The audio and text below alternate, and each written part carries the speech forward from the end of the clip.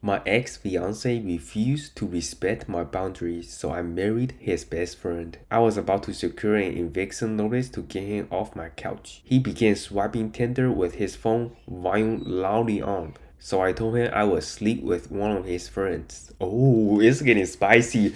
Sleep with one of his friends. I messaged the guy who was supposedly my ex best friend and the best man for the wedding. Welcome back to another Calvin's podcast where I read you some of the most interesting stories on the internet right now. Don't forget to give this video an early thumbs up. Greatly appreciate the support. And yeah, let's get right in. What is up? My ex-fiance refused to respect my boundaries, so I married his best friend. Back in 2019, I had just moved my long-term partner into my house due to a series of poor life choices on his end. It had been a rocky relationship for most of the duration, but I was young and dumb. I believe this was him wanting to commit and truly start our lives. Oh man, just imaginations that is not gonna happen.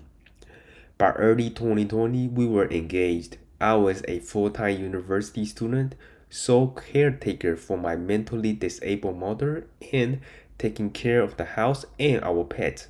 He worked a standard 40 hour a week, minimum wage job, and refused to help with any aspect of life.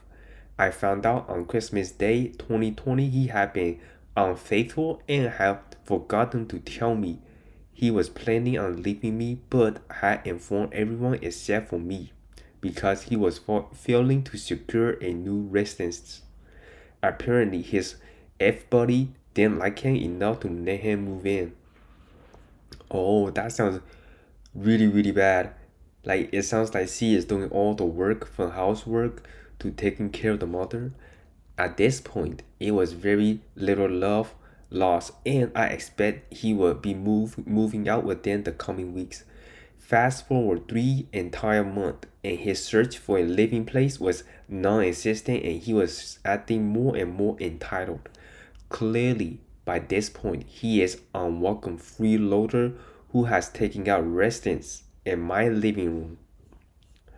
I was about to secure an eviction notice to get him off my couch. He began swiping Tinder with his phone volume loudly on. I told him to not do that in my presence as it was highly insensitive to do in my home and he could do it in private. This continued, so I told him I would sleep with one of his friends. Oh, it's getting spicy. Sleep with one of his friends. It was said in a moment of anger and was more of an empty threat at the time. Oh, this story gonna be so fire. However, I am known for seeing goals to their completion. I messaged the guy who was supposedly my ex best friend and the best man for the wedding. It turned out he didn't even consider my ex a close friend, and my ex had acted similarly terrible to this guy previously as well. We bonded over our terrible experience, hit it off really well in general, and started dating. Oh no. Oh, yes, I think that's a good idea because that guy is acting like a jerk. I was upfront about what the catalyst for me to reach out to him was. After 2 years dating, we were married. April 2nd, he watched me graduate with that bachelor degree my ex disliked. I am halfway through my master's and my husband works in a specialized study field that supports us. Last I heard, my ex got kicked out of his dad's house, never was able to officially date his side chick, and has not made any choice better for his life. Oh wow. I just like really glad that you were able to find another guy that actually have a stable job and respects you and supports you while you're getting your education. Your first husband, your ex-husband, yeah, he seems like the guy that just does not support any of your stuff, your career. You are doing taking care of your mother, you're doing housework, you are also going to school at the same time. Balancing all three of these stuff is just tough work, in my opinion. And I am just very happy to hear that you finally find someone that just uh, supports you 100%. Let's read one of the comments. It is hilarious that the side chick didn't even consider him worthy more than the sex. Wow, I totally agree. Probably because the sex was awful. Yeah, I will try to like stay away from these guys that never ever like help you out, that just try to take advantage of you, sleeping in your couch and stuff. Man, my husband slapped me so hard, enough for my nose to bleed. I've been feeling so hopeless after his freak out with our son. I thought maybe we should give my husband some space and stay at my mom's house. I was so nervous to tell him. My hands were shaking. I couldn't just disappear. My intent was never to strain our marriage. This morning before he left, I bought him a coffee and told him what I was thinking. And he slapped me so hard that my nose bleed. I guess from the force. I was stunned at first. I couldn't believe I was bleeding. Right now my face is aching. I swear any harder and he could have cracked my bones. Things have not been great lately. My husband is not in a good place. He worked for his father and their personal and professional relationship is strained. He recently promoted someone else over him and it's been a nightmare. My husband is taking it out on us. He comes home drunk all the time. I can't stand it. I wish he could see how immature he seems. He breaks things in our house. He has punched holes in the wall. Wow, that is scary. He has no patience with our child and basically ignore him. A couple nights ago, our son accidentally spilled his drink on him. It was just water. He scolded him as if he did something really bad. He told me to get him away from him. My son felt horrible. He was a wreck. I took him outside on a walk to calm him down. I told him that dad's anger has nothing to do with him. I don't even know how to describe our marriage. We don't argue because I placed him, but he is cold. We haven't had real conversation in weeks. It just demands from him. I see the anger inside of him and walk on eggshell. There is no romance in bed. He's kinda just approaches me and does it. It is robotic, painful for me. I've been feeling so hopeless after his freak out with our son. I thought maybe we should give my husband some space and stay at my mom's house. I was so nervous to tell him. My hands were shaking. I couldn't just disappear. My intent was never to strain our marriage. This morning before he left, I bought him a coffee and told him what I was thinking. And he slapped me so hard that my nose bleed. I guess from the force. I was stunned at first. I couldn't believe I was bleeding. Right now my face is aching. I swear any harder and he could have cracked my bones. Oh my god. I was crying so much I couldn't speak. I was trying to apologize but I was hyperventilating. He told me, "You are my wife. You are staying with me and I don't ever think you are going to take my son away from me." I just nodded. His grip eased up and he let me go. I was relieved he ended there. I took our son to school, but I couldn't go to work like this. He texted me and told me to share my location. I don't know how to process this. Things were bad and now it's all worse. How could he hit me that hard? I don't know what I did to deserve this mess. My heart is like aching, like reading this horrible, horrible story. And I am like in shock. Like, how do I process it? I want to read like the comments. Okay, here's a comment. Number one, you did nothing wrong to deserve this. No one deserves abuse. That's what I'm saying. Like, that is a total abusive relationship. He even slapped you so hard like your nose was bleeding. You should definitely contact the police and take him to court. It's easier said than done. It does require a lot of courage, right? But if you stay in this marriage, your mental and physical health will deteriorate. Number two, you are very much in danger. Please leave if you can safely to do so. If you cannot leave today, start putting a plan in place. Go to the hospital as well as the police and get everything documented. Tagging on this. Never ever tell him you are leaving. Just go when it is safe to do so and don't tell him where you go to. Namely because that can and will put you in a dangerous position and where women who are in a domestic violence relationship are at the most vulnerable and they risk an extremely violent reaction and get killed. Dang, that is a really good advice. Yeah, it is right now, like going forward, it's extremely hard to kind of to live in a situation like this.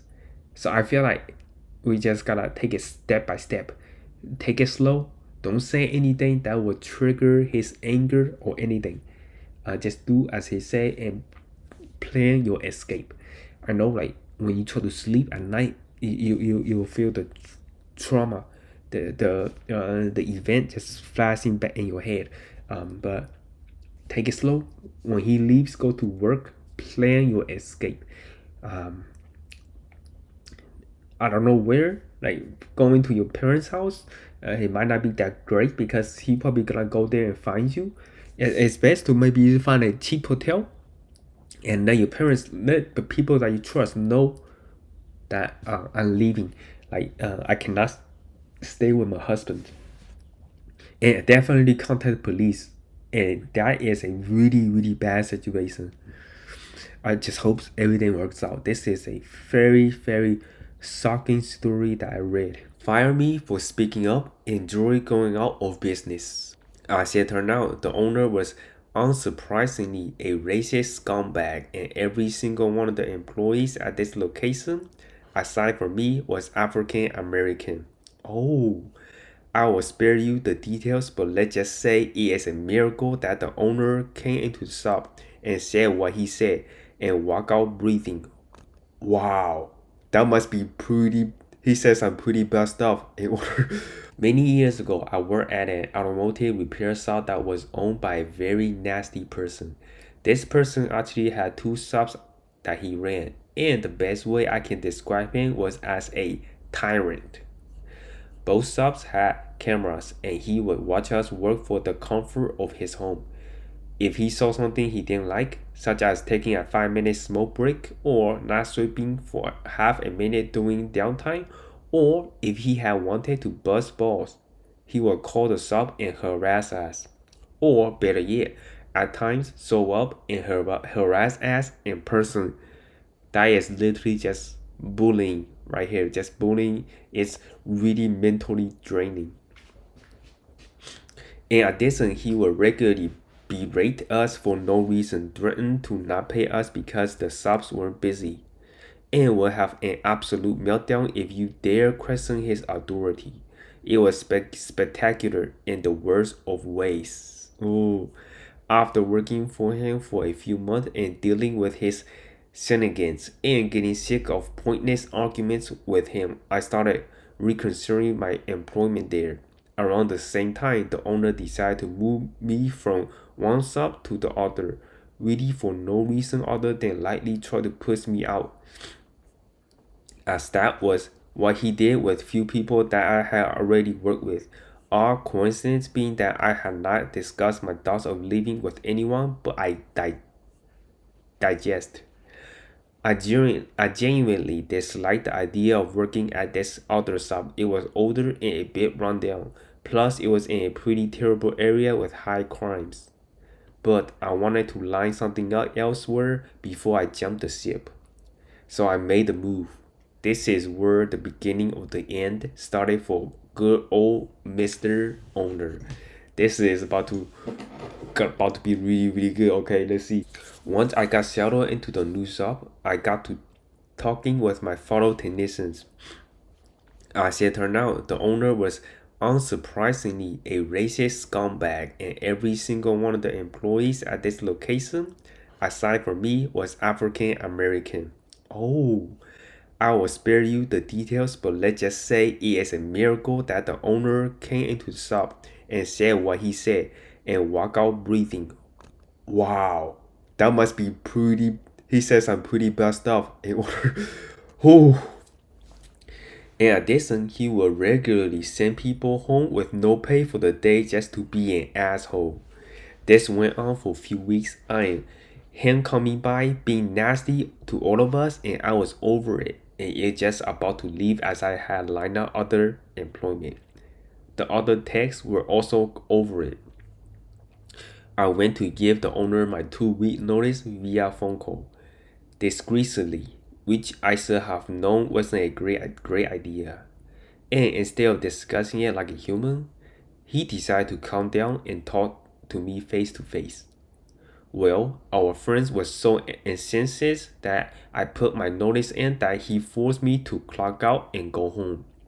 And also forced 2 other techs who decided to stand up for me to do the same. If you force 3 people to go home, who's gonna run the shop?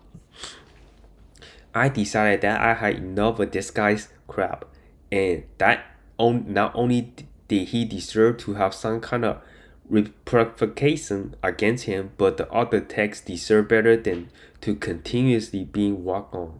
So I filed a complaint with the Department of Labor. I smell some revenge, and outlined everything. Within a few days, they had launched an investigation.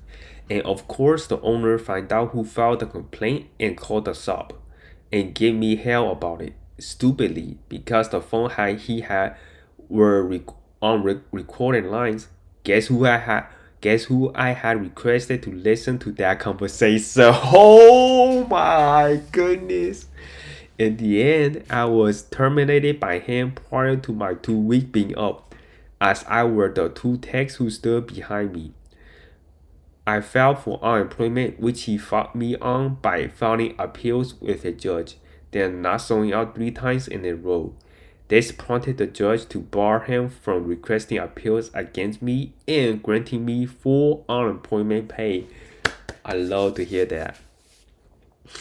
Months later, I got a written letter from him extending an apology and offered to work for him again.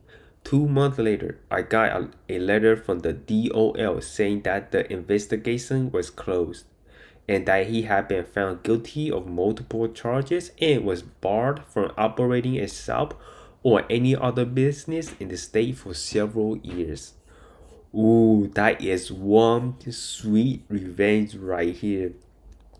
I mean, I can't believe it. He is just a racist guy, okay?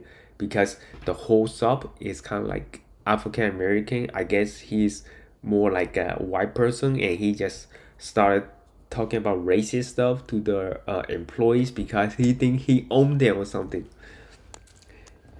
And yeah, so let's read one of the comments. And he absolutely deserved it. Good on you.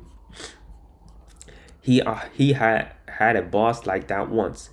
Had a boss like that once. He too went out of business when all his techs quit because he thought it was a great idea yelling at us for no reason other than foster good relations. I mean, I would never want to work for like a boss that yells at you or a manager. I'm very thankful that my manager is like really nice person.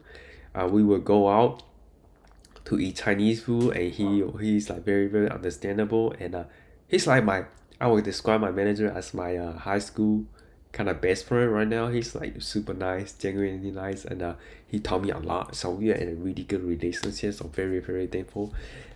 After hearing this story, this story just man, I just feel so bad for him.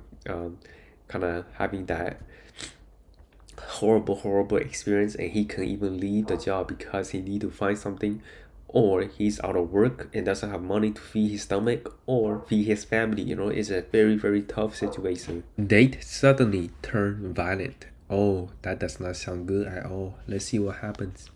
He was so sweet, laying next to him talking, holding my hand. He stopped suddenly and asked if I heard that noise. Before I could say anything, he had rolled over on top of me and grabbed me by the throat, slowly squeezing harder until I could hardly breathe. Kept telling me he would never hurt me. If something happened, he would protect me. I couldn't breathe anymore. I couldn't move. I didn't think I would ever get to leave. He finally jumped out and ran outside long enough for me to crawl to my shoes and start to stand.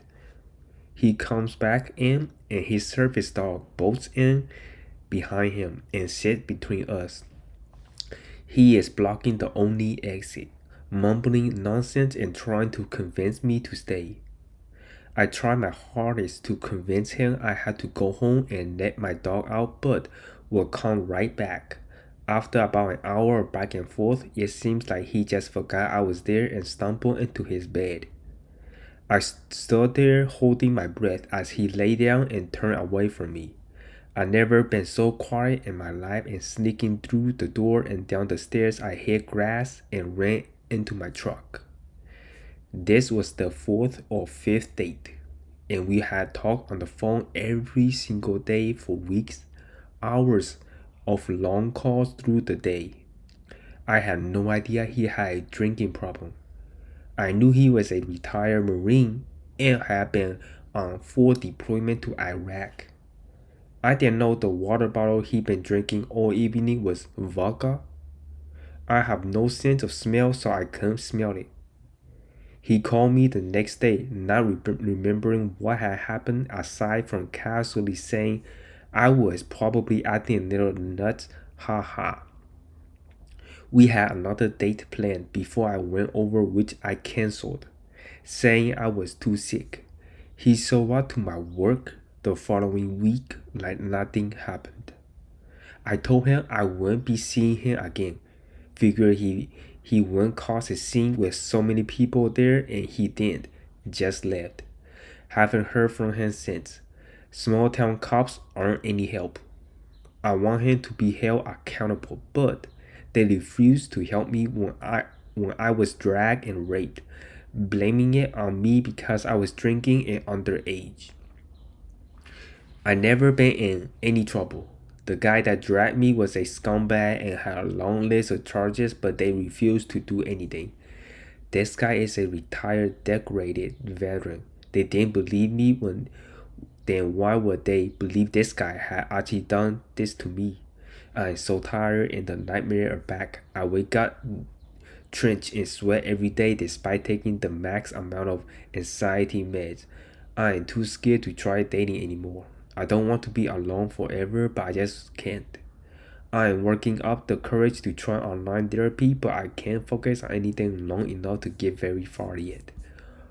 Wow, that sounds like a very traumatic experience. Really sorry that this happened to you. I don't know. It I feel like after you get out of high school or college, you can't really find anybody decent. Is I feel like it's pretty hard to find anybody decent after getting out of college or getting out of high school. Those that are leftovers are the ones that is I don't know, not that great. It's very hard to see through the person without like actually know the person when you like live together and live in one roof in the same bedroom.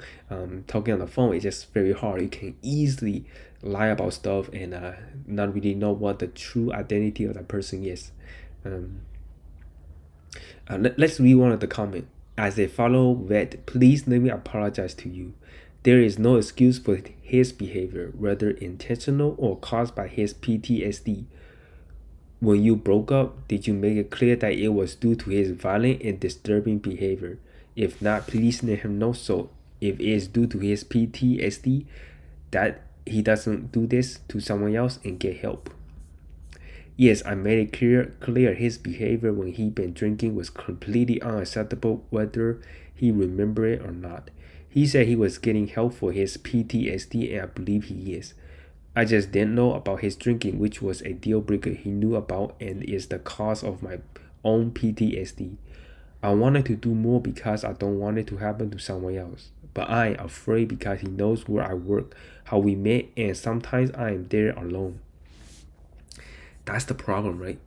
If you give the phone number to someone that the place that you work, it's just not safe. If things don't work out, the person knows where you work and could come and disturb you or send unnecessary emails to the managers. Next story, I took revenge on a cheating ex and I went overboard. So recently I found out that my ex had a flirtatious relationship at work with one of her managers at a restaurant she worked at. This involved sexual dirty talking while on the shift, sexual compliments and photo sharing, and plans to hang out. I figured out and told her not to text the other guy again and block him. Well, something told me to check her phone again and then take at least a full day for her to respond back to his ex on messages, thus continuing the content of cheating on me.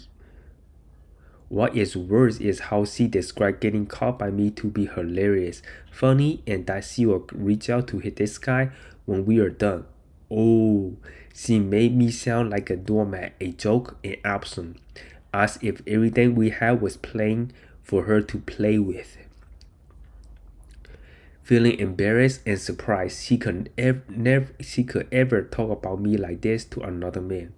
I posted her incriminating screenshots to her social media feeds, Instagram and Snapchat stories since I had access to the accounts. Oh, this is getting really spicy. And sent those screenshots to the guy she was cheating on me with and her boss at work since she was doing it with another manager at this restaurant.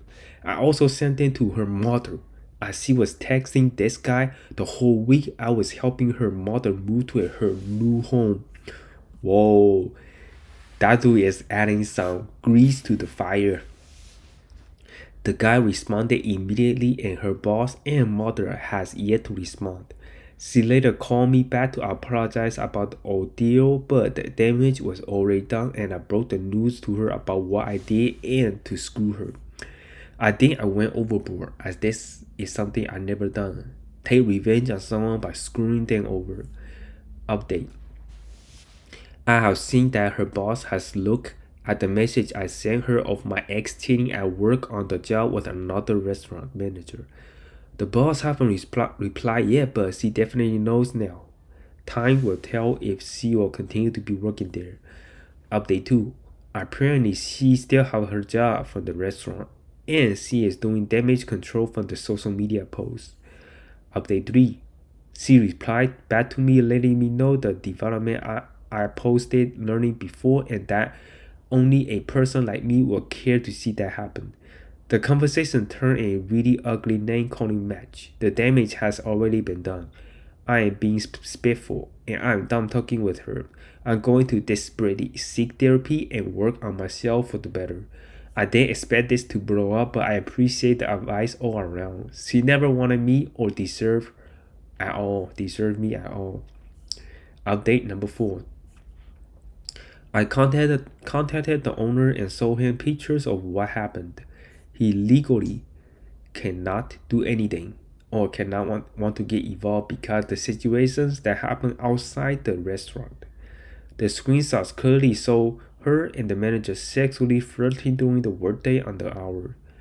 I don't think he really wants to get involved. We live in an at-will employment state, meaning the employer can fire you for a reason other than illegal ones. So as uncomfortable as it is for her, the owner, GM, the manager she cheated with, unfortunately she'll keep her job, but boy, it'll be uncomfortable working there. Yeah, I can imagine being really uncomfortable after your real boyfriend leak all the text messages. I don't know. I probably don't want to work there anymore. Final update. The guy she managed to cheat on me with is a single father co-parenting a son with another woman. I found out who the woman was and showed her all the screenshots. Unfortunately, she saw them texting each other for a while over a year ago, and that she told him to not text her anymore, but because she doesn't want him hanging out with anyone that doesn't like the mother of their son. My ex-girlfriend knew her and was extremely rude and snobbish with her. They are not together anymore, so she doesn't know the exact length of their relationship. However, she knew that texted each other a lot. To no surprise, their relationship also ended because he was also cheating on her at the same restaurant with another woman that worked there while their son was extremely young. For all the talk about how my ex-girlfriend did want to be a single mother and how she despised her father for cheating on her mother while she was pregnant, she sure loved playing the role as the other woman. Dang, that is one complicated story. Let's read what's some comments. Well, you didn't release nudes, so you were in the clear with that one. I heard a saying once. It was something like, if something can be destroyed by the truth, it wasn't meant to be. If she didn't do anything wrong and you went overboard, she wouldn't be unsaved. That is a beautiful quote right there. Let me read that again. If something can be destroyed by the truth, it wasn't meant to be. Yeah, so if you have done nothing wrong and you told all the truth and you're not embarrassed, that means you've done nothing wrong, right? That's a very good way to put it. Spit on me, I'll puke on you. I looked over and saw a huge giggling warm wet loogie on my shoulder. The Chinese girl had hark on me. I instantly felt like I was going to puke, and after a moment of listening to the two girls behind me laughing, I turned around and vomited on both of them. So in 5th grade, I was living in a small Pacific island. I was one of only 2 white kids in the village school, and so the fact that I stood out from the crowd visually combined with my small structure and mouthy nature made me an easy and frequent target of bullying.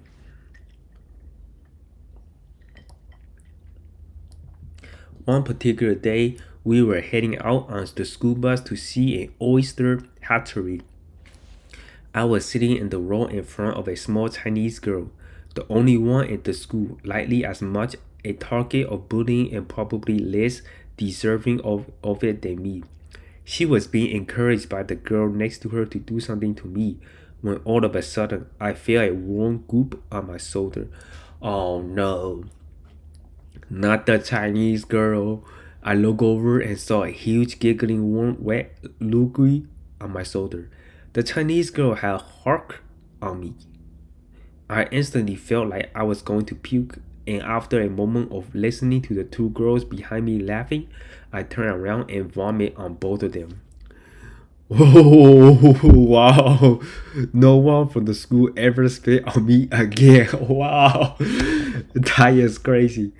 So I guess you have a kind of a vomit on demand. Like you tell your stomach, oh, it's time to vomit, and then you just vomit. That's pretty good talent. So let's keep reading the story. We arrived a few moments later, and both girls were hosted down with nasty food, and I was able to waste the loggy off my shirt. I still feel a bit bad because I'm sure that little girl was as bully or more so than me and was probably just trying to hold our pick on the little guy to make myself look bigger. Think, well, live and learn. Don't spit on me. Yeah, I do feel bad about the little girl. Like I have like a little bit of connection, because I went to a school that is like all white. I'm the only Asian guy in the whole school. Sometimes you get a little bit bullied and stuff, but I never bully anyone. So I do feel like the empathy toward that Chinese girl. Let's see what the comment says. How did you do that? Can you puke on command? I can puke on command. It's just one of the fun benefits from having a gastric bypass. Dang, that's really cool. That's what I said. Did he just puke on command? Like puke on demand? Like, okay, it's time to puke. But yeah, that is like the end of the video. Hope you guys enjoyed it. If you did, don't forget to give this video a big thumbs up and make sure you hit that subscribe button, turn on bell notification. And my name is Kelvin, and I see you guys next video.